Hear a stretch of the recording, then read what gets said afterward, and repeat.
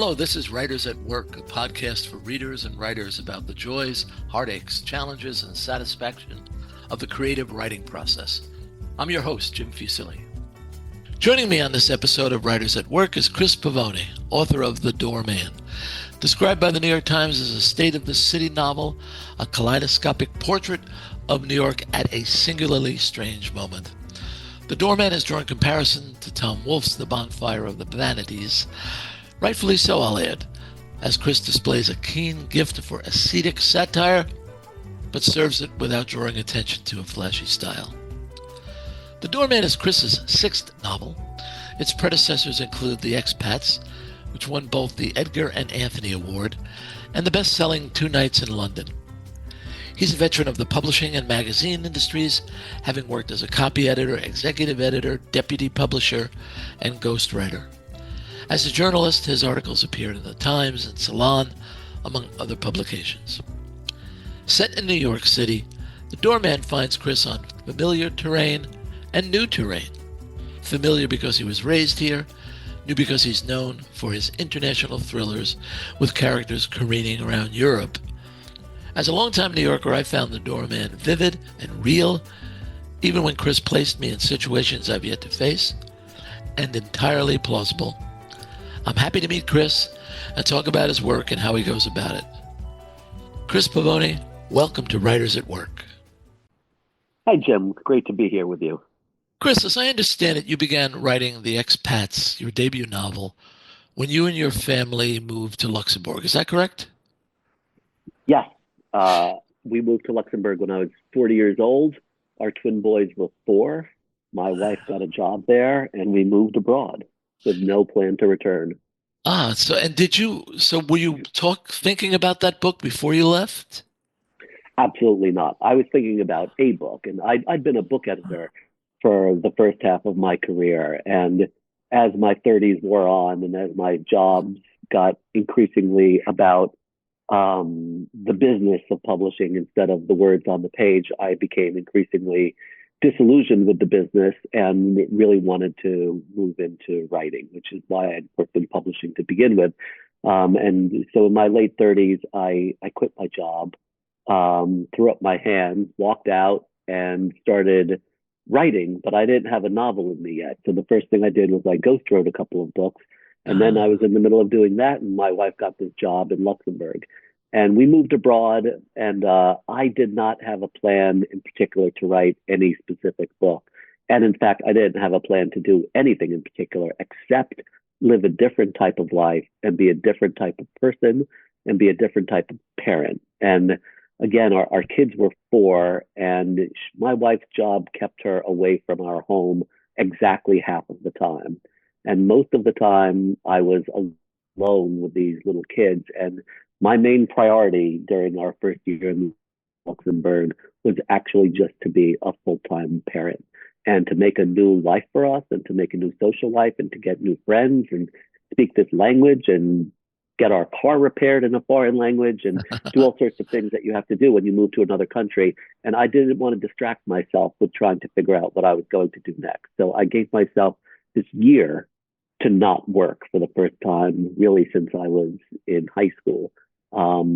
And during that year, I grew a lot as a person. I started really living a different type of life, not just because I was in Luxembourg and not New York, but because of the way I was moving through the world. And we came home to New York for a few weeks after our first year there. And when we returned to Luxembourg, I dropped the kids off at school on the very first day. I took my laptop to a computer. I took my laptop to a cafe, and I opened up a new document, and I typed the expats at the top of the page. And that's when I started writing 1 year in. Wow. And so how did as a writer now, not as a parent or a husband or a person, Yeah. as a writer, how did the new environment, the new setting stimulate you? Well, I didn't know what sort of book I was writing at first. I just knew that it was time for me to write a novel. And I figured that if I started writing, ideas would come to me. And I did start writing and ideas came to me, but they were mostly bad ideas. And what I was doing was simply blundering my way through and writing about the situation I was in and writing about this world I was living in and this life of being a trailing spouse, which is the person in an expat's household who moves abroad for his or her partner's job. And I realized that the book I was writing after a few months was a pretty bad book, and largely because I didn't know what type of book it was and I didn't know the plot. I had some things, but I didn't have enough. So I stopped myself. I forced myself to stop and say, stop writing. Now figure out, what do you have here? What can you possibly be good at? What can you turn this book into something that people want to read, and not just one long complaint about how hard it is to operate a dishwasher whose instructions are all in German. Right. And I I determined after giving it a lot of thought and doing a lot of writing, I realized that I could turn this into a spy story. And then the important question I wanted to ask myself was, should I? That is this the type of genre I wanted to write in? Did I really want to write thrillers? And I'd worked in publishing long enough to know that you don't really get to change your mind a bunch of times or ever in a career as a novelist. You pick a type of book that you write and you try to get better at it and you try to build an audience. But the opposite is jumping around and trying to write a different book every book and not growing your audience, and in fact frustrating your audience and frustrating publishers and frustrating booksellers who don't know what to expect out of you.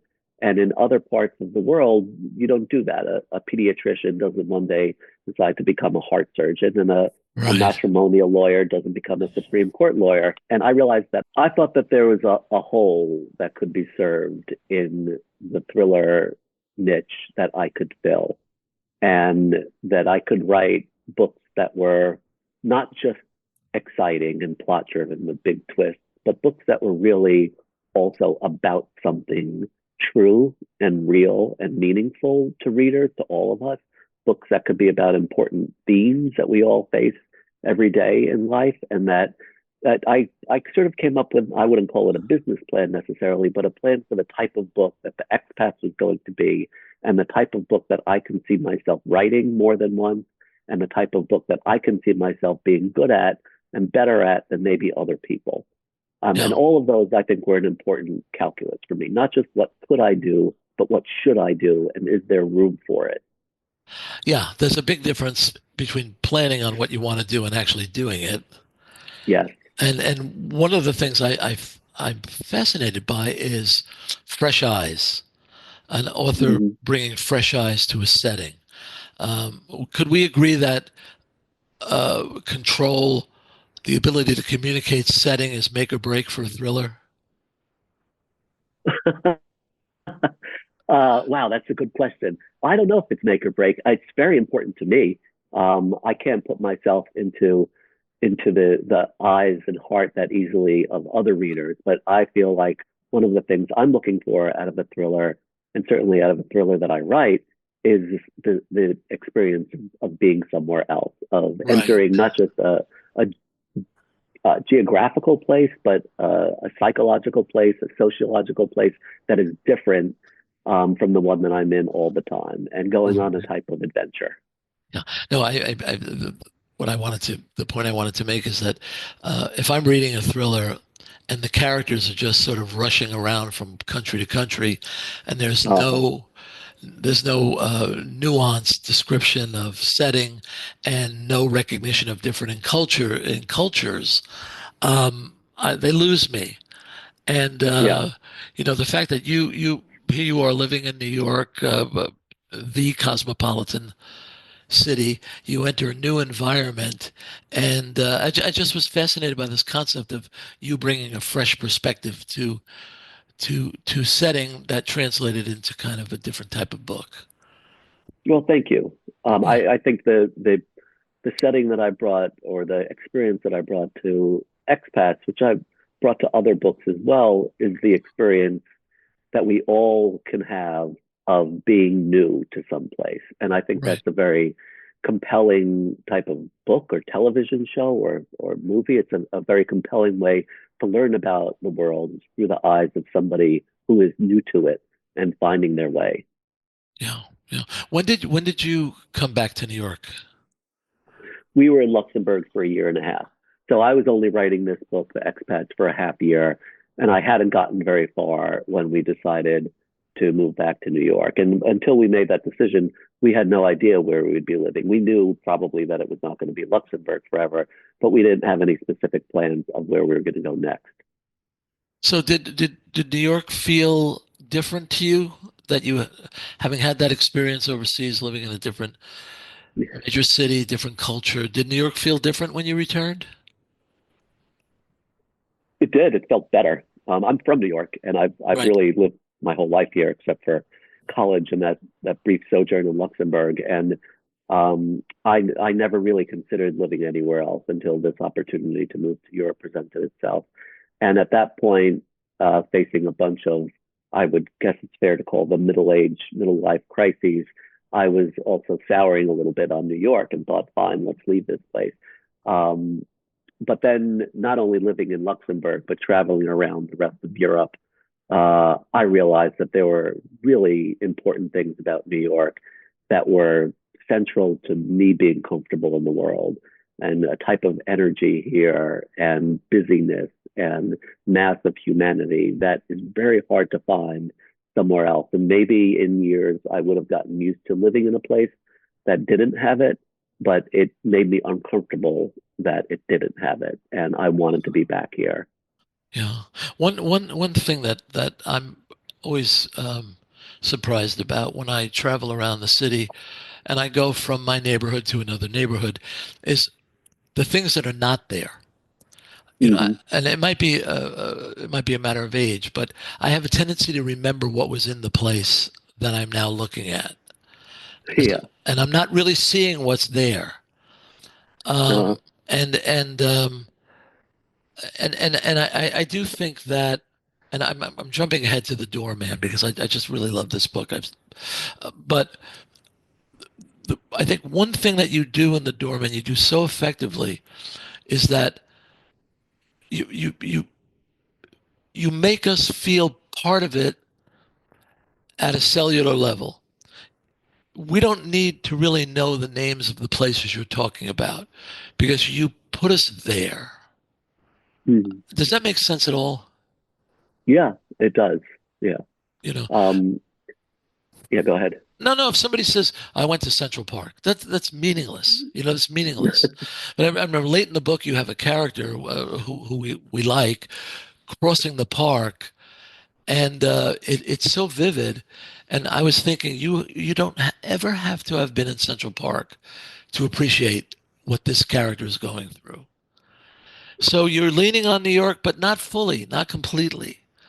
Um, and I was just curious if you brought fresh eyes to New York when you came back. Absolutely. I brought, well, at that point in my life, I was bringing fresh eyes to everything. And that was one of the great gifts of living abroad, of moving abroad, of having this very challenging and different experience, was the necessity of looking at every day and every experience as an entirely new thing. And I think all of us can get into a rut and we just live where we live and our life is what it is. And we find ourselves maybe not paying that much attention to the things around us. But then having the experience of moving to a different country forces you, forces me at least, to really be paying attention to things in a whole new way. And I feel like I never stopped doing that once I came back. And I also, and this feels strange to reach this far back into it, but it has to do with Central Park and it has to do with paying attention. It is that I had a very unusual experience when I was a young man with the novelist Pat Conroy. Uh, I was a young copy editor at Doubleday in the early to mid 1990s when Pat was one of the company's biggest authors. And he was writing a book called Beach Music, and he was revising it in a very messy way. And it was taking a very long time, and the book was very important to Doubleday. And so, to speed things up, the publisher moved Pat from his home in San Francisco to a hotel on the Upper East Side of Manhattan where somebody could keep track of him every day and make sure that he was staying on track and collect his pages every day, and get them into the pipeline, into typesetting, sort of a glorified babysitter. And My that goodness. person was me. And I My was goodness. 25, I think, years old, 26 years old. And I began each day for about a month by leaving my little hovel in a basement on the Upper West Side and walking across Central Park to this hotel where this guy was living and revising this manuscript in longhand that was indistinguishable from chicken scratch on yellow legal pads. And a large part of my job was simply deciphering what he'd written. And I would knock on his door at 9:01 in the morning and collect yesterday's work. And once a week, we would go down to his editor's house about a mile away, um, together, and we'd talk about what he was going to be doing next, and I was going to give updates on the production. And I spent a lot of time with him, and he knew that I wanted to be a writer, and I knew that he knew. And every time, I tried to steer the conversation towards things that I thought would be useful to me to learn from this internationally known best-selling author. He absolutely refused to discuss it and would deflect every question back to me. And he would ask about my dating life and my apartment and my parents and my vacations and my family and whatever. He was constantly deflecting it back to me, until our last day together. And we were walking back to his hotel through Central Park, through the path on the east side that goes to the zoo in a light rain in March or April. And he said, Pavone, and Pat spoke Italian, and he liked my name a lot. He liked saying it. He knew that it meant peacock. I know you want advice from me. So here it is. I'm finally going to give it to you. Listen to other people's stories. And he stopped and turned to me to look me in the eye and said, listen carefully. And that's when I realized that what he had been doing in the month with me, asking me about my life, was not deflecting from himself. It was that he was working. It was that he was always listening to people as carefully as possible. And he was always listening to their stories. And he was Wonderful. thinking of ways that he would use what they had gone through to add to things that he knew to make fiction. And in that moment, I realized that that was possibly the best piece of advice that anybody could have given me. And it's something that I've obviously not only have never forgotten, but that I've tried to live as well. In that the year since I've been writing, which is almost 2 decades now, I have spent very, very carefully listening to other people's stories, and not so that I could copy those stories onto my pages, but to hear some truth of what they were saying, of what they were feeling, of what they had gone through, and store it away so that when it came time for me to try to create a moment or a scene or a piece of action or disappointment or hope or something, that I have this well of other people's real experiences to draw on to help me get there. That's wonderful. What a gift. Yes, yes. Yeah. When did you start thinking about the doorman? Ah, um, you know, I had always wanted to write a New York novel since before I was ever a novelist. That I've been reading these types of books my whole life, different types of New York novels, but New York novels from John Dos Passos and Invisible Man through Toni Morrison and Richard Price and Pineapple Street. And there's so many great books about New York, and not just books that are set in New York. I don't mean just the setting. I mean a, a confluence of themes that define our life here about race and class and money and ambition and art and sex and real estate and all the things that consume us every day in New York, where we're all living elbow to elbow all the time. And there's no such thing as a gated community. And although we have incredibly segregated neighborhoods in New York, we do not live in environments where we don't see people who are not like us. That's not how New York works. And I think one of the things that I've always found intriguing, very compelling about these New York novels that manage to get all of these subjects into a plot that moves forward and is also about all the things that consume us here. These are the things that consume all of America too. I think a great New York novel is also a great American novel. It's a great book about America. And I knew I wanted to write one of them one day. I didn't have any particular vision for what that would be. And then 5 years ago, right before the pandemic, we moved into a fancy building on the Upper West Side. And we didn't move here because of the fanciness necessarily. We didn't move here because of the services. We moved here despite them. That I was not thinking anything about doormen or porters or an electrician or anything that these guys do in buildings like this. I was thinking we want to move to a place that's closer to our kids' school and closer to my wife's office, and it's a nice building on a nice part of town, more convenient to us. And all of that came into play, but not the staff part. And as soon as we moved in, I noticed that not only would the guys who work here all call me sir and all call me by my last name, which made me super uncomfortable, but that there was this very, very stark and vivid class divide and racial divide between the people who lived here and the people who worked here. And it that was when I realized that this type of story, this upstairs, downstairs type of story, was the type of story that I wanted to tell. And that I definitely wanted one of the characters to be, or multiple characters to be from either upstairs or downstairs. And the first character who occurred to me was the actual doorman, because the doorman in this book, Chicky Diaz, is based extremely loosely on a real doorman who worked at this building named Johnny. And Johnny worked here for 37 years. It's the only job he ever had. And he was great at it. And that people who moved away from this building would come back here just to visit him because he had a warmth you could feel from across the street as he was out there on the sidewalk, greeting everybody who lived here and the neighbors' kids and the dogs and passersby and tourists who take pictures. And he was always out there ready to engage with the world in a very warm way. And he's one of the first people we met when we moved into this building, and he was working daytime shifts on weekdays.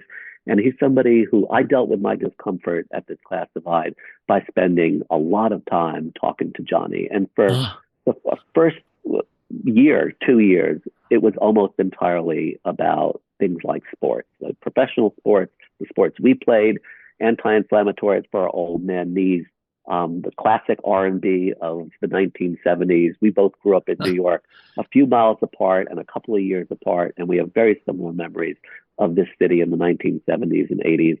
And these were nice conversations, but they were fairly shallow. And then Johnny got sick, and he left work for, I think it was a half a year, when he was hospitalized. And he got a very bad diagnosis. And all he wanted to do when he was able to get himself out of the hospital was come back to work. And he did that for the next 2 years, standing out there on the sidewalk, hailing cabs for people and carrying bags and holding doors while definitely dying. And at the end of one shift, another doorman asked him how he was feeling. And he said, "I'm so tired, man." And he went home and he died. And he had plenty of time to think about where he wanted his funeral, his memorial service to be held, everything. He had years to think about his death and what would happen afterwards. And what he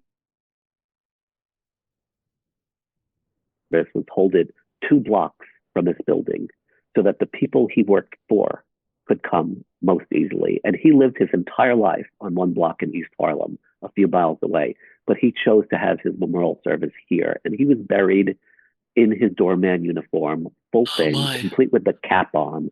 The only non-regulation item was a New York Mets pin on his necktie.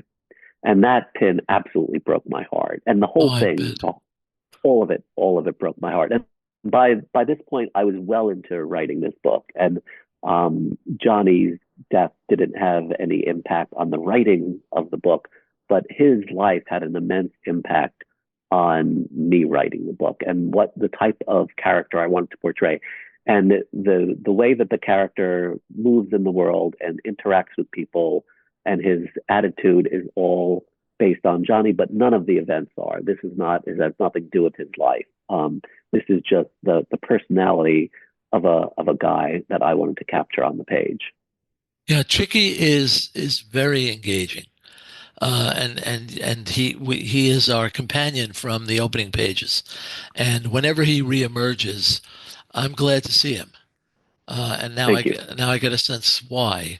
Let me talk about the building that you describe. I love the way you described it. The apartment houses on this stretch of Central Park West were the major leagues. The Bohemia team had won the World Series. And it's the building, the Bohemia, is populated by billionaires, multimillionaires, A-list celebrities, their partners, and their kids. Um, and there's Chicky downstairs, Hmm. ex-Marine. He's seen combat. He's suffered terrible setbacks, the death of his wife, a mountain of medical Hmm. bills. But, and now I understand the inspiration. The one thing about Chicky is he does his job. Hmm. And there's a lot of times when he could just have done less in the book, but he is always fulfilling his responsibilities. Yeah. Yeah. I was trying to come up with language for this. You're showing us the haves and the have-nots, though we might call it the haves too much and the will never haves. I mean, the one Hmm. thing in your book is the extremes couldn't be more extreme. Hmm. Yeah. Do you agree with that assessment? No, I think they could be more extreme. I mean, the richer people could not be any richer, but the doormen, the guys who work in the building, they're not poor. They're working class. The working class. And Yeah. I think one of the things that I was trying to get at here, especially in the class aspect of it, is how much New York has evolved over my lifetime, certainly, into a place of such extreme wealth that makes middle class look and feel poor. That there are so many people in finance, especially so many people with so much more money.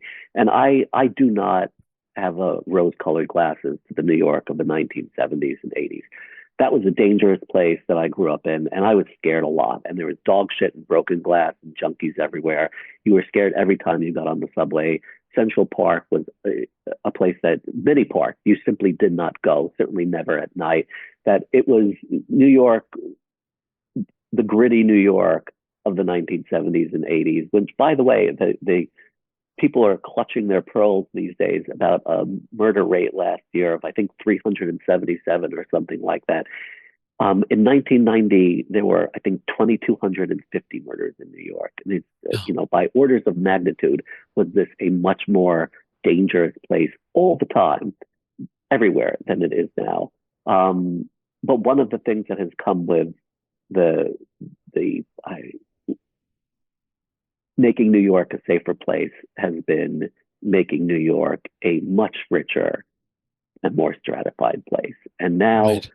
uh, there are buildings like the Bohemia, like the one I live in, and like all of New York, all of Manhattan, certainly, and so much of Brooklyn also, that used to be populated by people who'd come to New York to do interesting things. And now it feels to me like so much of the city is populated by people who have come to New York to make money. And those are different things. And some of the interesting things are profitable, and some of the profitable things are interesting. But there are so many people who just come here to make money qua money, to invent new ways to chisel off, a millionth of a percent of every transaction. And boom, next thing you know, they're buying a $240 million apartment on Billionaires Row. Yeah. These apartments are so expensive as to defy even Right. an apartment that costs $250 million that somebody buys with no intention whatsoever of living in it. And that's just an insane level of wealth. And obviously, there are always rich people in New York City. There always have been. But it feels different to me now. Well, it always seemed to me that certainly when I was a kid going into my 20s, that the rich people seemed more a part of things. You would see a museum with a rich person's name on it, or a fountain, or a library, or there was. It seemed to me that the rich in New York were eager to build a better New York. Yes. I don't really get a sense of that now. Well, I think now the rich people in New York don't even necessarily live in New York. They're part-time residents here, and they file their taxes in Florida. Much like a famous ex-New York resident, that people have become so mobile with their jobs and their careers and their money that people are taking advantage of all that New York has to offer without contributing to it. You're exactly right. They're Yeah. not building museum wings. They're not even paying their taxes here. They don't even officially live here. They just buy super expensive apartments that benefit nobody, that just fuel other real estate developers getting rich and um, kick out middle class people. I mean, all these buildings on 57th Street that are now populated by billionaires used to be populated by middle class people who, did middle class jobs in New York, and those people don't live here anymore. Yeah. One thing that you did really effectively, and is that, any number of the tenants of the Bohemia could bail out Chicky without putting a slightest dent in their net worth. Yeah, You know, and yet that subject just does not come up. It would be unthinkable for Chicky to say, "Could you help me out?" And it would be yes, equally unthinkable that they would be aware of his need. yes, And you handled that beautifully, because that is a moment where a heavy hand would have really taken us out of the story. But we just sense that this cannot be done. yeah. Anyway, you give I'm us glad this. you said that. Yeah, No, go I ahead, mean, please. for all my ranting and raving here about the increased stratification of New York, I I very much hope that this book does not at all read as preachy. To the extent that the politics are in the book, they're there because they're also a big part of the plot. They're what drives the engine of this book. In the same way, I feel like I was very struck at the time and for the 40 years since by Bonfire, the Vanities, and what a masterful take on New York class and racism and sex and money and ambition. All of those things wound up there, and they were all there in this through this lens of uh, of racial politics that were not just foisted upon the book; they were the book. And in the same way, I tried to construct this book, which is largely themes are class and race and money, but the plot is very much the plot of people who find themselves both in conflict with each other and in love with each other in ways that converge uh, really dramatically at the end, and that to the extent that there are these social observations there, they're not there because I want to stand on my soapbox and tell you what I think. They're there because they are the characters' points of view, and these are the things that are driving them towards these confrontations at the end of the book. Yeah, I wanted to ask you about that, because what the Doorman is in many ways is a novel about class and race and vigilantism and societal schisms, and yet you never take the focus off the characters that we've grown fond of, or we don't particularly like. And I was sort of wondering if you had a bunch of screeds in your early draft that you had to slash, or were you always aware that I've got to keep this under control? Uh, I no, I had to cut plenty, but screeds were not one of the things that I had to cut. I had to cut. I did. I wrote a bunch of scenes that had similar points, and I realized that I should only have one of each scene making each type of point, and sometimes, or at least once, one of the scenes that I cut, I thought was a better scene than the scene that I left in. But the scene Ah, I left in was much more important for the plot, and it needed to be there. The scene that I thought was and more explosive and more interesting scene did not need to be there for the plot, and so I did cut it. But I, in fact, a couple of months ago, decided to give it a different life, and I decided to publish it as a short story. ah, Um, and my publisher agreed to do this, and so we put this. It's actually an ebook, and it's right now it's free. It's been free for a month or two since we published it, and I sort of intend for it to be free forever. It's a bonus scene that is not really, it's not meant to be a part of this book. It's a freestanding short story that is about a parents association meeting at the school that one of these parents is involved in. And it didn't need to be in the novel, but it is so much about the themes that are in this book, and I think explains a lot about our cultural moment and how we got to have this person be president of the United States, all packed into a scene about a very divisive subject in a PA meeting at a private school in New York. Yeah. Yeah. I read the book on Kindle, Yeah. and I have so many one sentences underlined in yellow. Thank you. No, very effective use of asides, where another writer would have gone on for 3 paragraphs.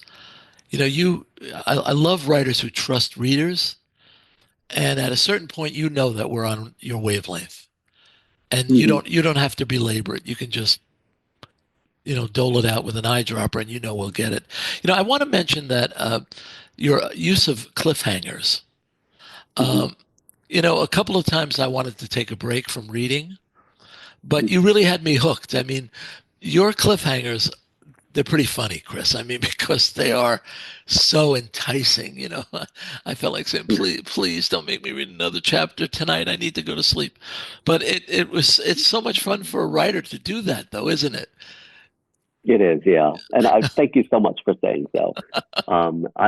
They, uh, the things that you just mentioned about being efficient and having cliffhangers, they're they're so much what I consider to be core to the job, to the work that I'm doing. And it is so much easier to be less efficient. And it is so much easier to simply end the chapter by moving on.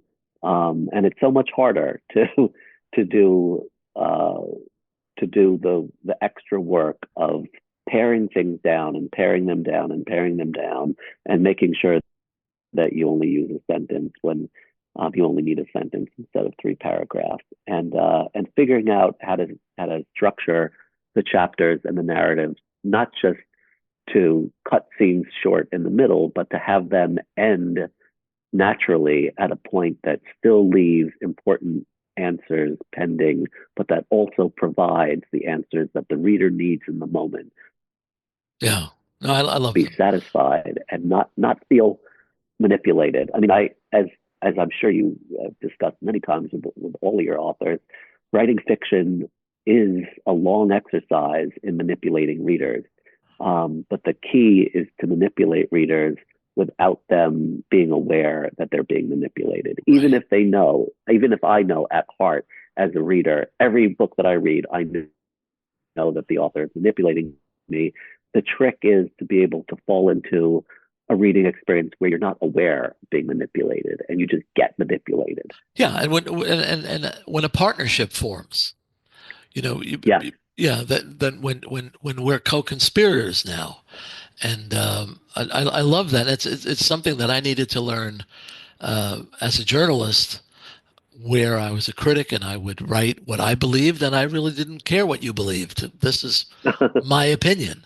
It took me a Yeah. while to learn that the novel was our project, that it was something that we were in together, and that your opinion about what was going on matters very much. Hmm. And I mean, I think I was actually thinking about that yesterday, because um, I was thinking about your trust in the reader. And let Hmm. me, I know this is a detour, but do you think that had anything to do with your experience in publishing? That you knew as an editor what readers needed? That's a good question. Yes, yes. Certainly, as an editor, as somebody who worked in commercial publishing, it is a mindset to always be thinking of the reader, of the buyer. Who is this book for? What type of reader is this book for? What are they coming to it for? And for some types of books, especially in nonfiction, that's a lot easier of a thing to answer. If you're publishing a book of gluten-free baking, you know who you're publishing it for, what it is they're looking for, what they need. You know what the title should be. You know what the book should look like. You know a lot just by the subject. In fiction, it's harder to identify who exactly you're writing for, who you're publishing for. But I always bear in mind that I am writing to be read and to be read by somebody who is not me. And if you're writing just for yourself, I think what you're doing is you're writing a diary.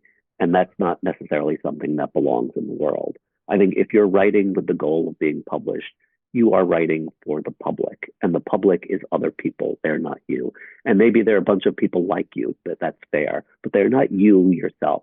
And I always am thinking of how is this serving the reader? How is this serving the story? And I don't mean this question that people I think are often asking, does this need to be here about a sentence or a paragraph or whatever? That's a very slippery slope with a novel, because if you keep asking that question ad infinitum, nothing needs to be here because nobody needs a novel. There's so many novels in the world. We don't need this one. We don't need another book by Chris Pavone. So does it need to be here? I don't think is the operative question, but is it serving a purpose? And what is that purpose? And is that purpose clear to me as the writer? And I spend a lot of time in the editing stages, which take me much longer than the writing stages, of making sure that everything that's there is justified. And I spend so much time cutting and cutting and cutting. And I don't think that I overwrite tremendously, but I do feel the need to make sure that every sentence is doing a job, that it's not just there because I wrote it and didn't think, should it be here? I think that's something that I took away from my years as an editor, is that everything gets better from judicious everything, that every draft gets better. Sooner or later, you have to stop or nothing gets published. But there's a lot of space in between where you can ask yourself as a writer, should I take another pass at this and see if I can get it 5% shorter? The answer to me is always yes. Yeah. So the doorman is still on its ascent. So maybe this is an unfair question, but what are you on to now? What's next from Chris Pavone? I don't know exactly what novel I'm writing next, but I've been doing something for the past year and a half that I've never done before, which is trying to adapt myself, one of my novels, to be a feature screenplay.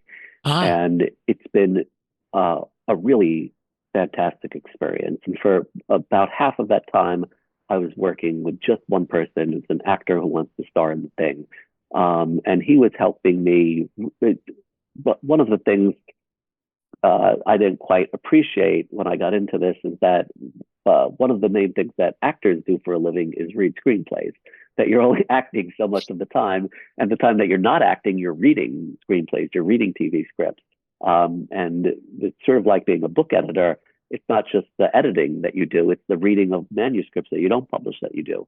And we worked on that together for a long time, a bunch of drafts. And then we went out and found a producer who wants to make it, a few more drafts. And then we went out and found a director, a few more drafts. And now there are 4 of us working on this project. And at every stage, it has been to me how seriously these people take every line and how much time we spend discussing backstory and motivation and things that will never be on the page, never be in any sequel. They're not there, these conversations, to inform things we're going to add. They're just there to make sure that we all know 100% why every character is saying everything and doing everything in every single line of the screenplay. And that rigor is something that honestly I've never brought to a book. And they're conversations at a level that I've never had with an editor and an agent, and so many of them, at least a dozen, if not 24 conversations about what the hell is the point of this scene and this scene and this scene over and over and over again. And maybe we're doing it so much because I'm bad at it. But I doubt it. I don't think so. I think this is just part of this process, is making sure that everything is bulletproof. And this experience of spending this amount of time working on a screenplay has really given me fresh focus to try to be a better novelist the next time too, and to really be rigorous about everything. And I've always thought of myself as a very deliberate and rigorous writer.